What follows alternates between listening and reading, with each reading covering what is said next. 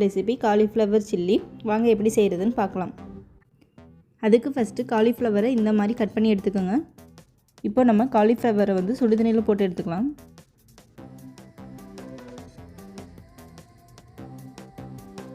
தண்ணி நல்லா சூடானதுக்கப்புறம் ஸ்டவ் ஆஃப் பண்ணிவிட்டு காலிஃப்ளவர் ஆட் பண்ணிக்கலாம்.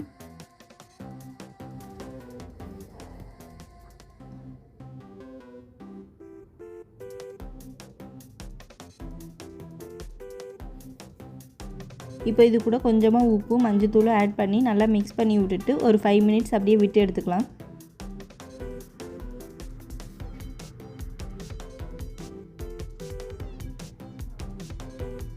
இப்போ ஒரு 5 மினிட்ஸ் ஆயிடுச்சு. நம்ம காலிஃப்ளவரை தனியாக எடுத்து வச்சுக்கலாம்.